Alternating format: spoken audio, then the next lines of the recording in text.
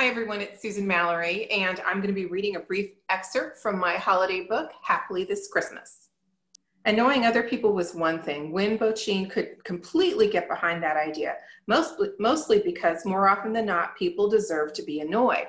But annoying herself? What was up with that? Not only was it a total waste of time, but it made no sense. The only solution was to stop acting like a 16-year-old girl with a crush on the quarterback. She was a mature adult, a single mother with a successful business and a life she really liked. If she was attracted to her handsome neighbor, then she needed to stop hanging out at the front window of her house, hoping to catch a glimpse of him.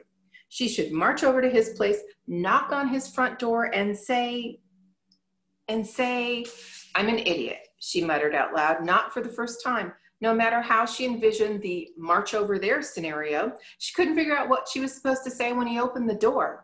"Hi, Garrick. I was wondering if maybe we could, well, go out sometime." Really? Was that how she was going to start the conversation? Shouldn't she lead into it? Maybe mention she'd enjoyed having him as a neighbor for the past year and tell him how nice it was that he was a police officer and the whole street liked the fact that he parked his patrol car in the driveway. Not that crime was really a problem in Happily Inc., because it wasn't, but still having a cop as a neighbor was great.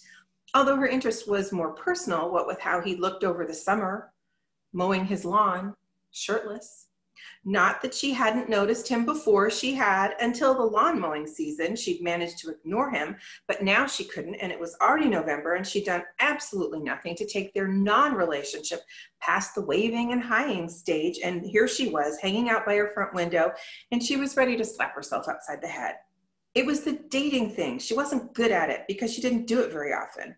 There were a lot of reasons, few of them interesting, but in the past 5 or 6 months, she'd been thinking that maybe it was time to let go of the non-dating rule and have a personal life.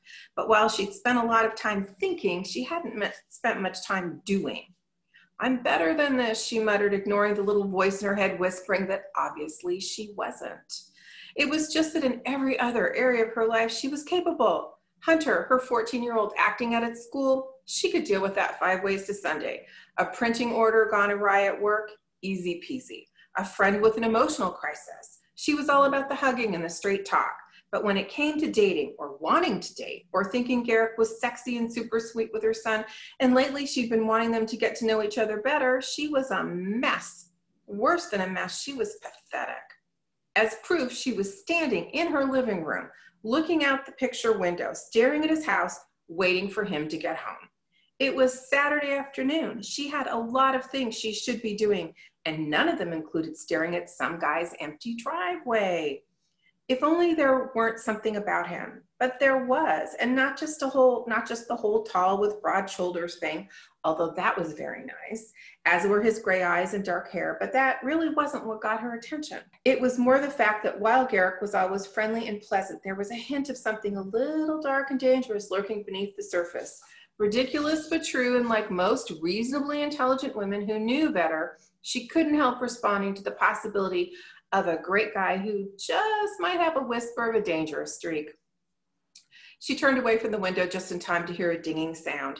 After walking into the kitchen, she pulled out 2 cookie sheets from the oven. Because she'd made chocolate chip cookies, if you could believe it. Things were that bad.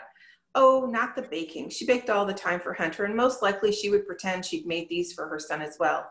Only she hadn't. She'd baked them thinking she would take them over to Garrick in a neighborly kind of gesture that, hopefully, would lead to some witty conversation, lots of laughing, and him confessing he'd spent the past few months wanting to ask her out. It was a lot of pressure to put on chocolate chip cookies.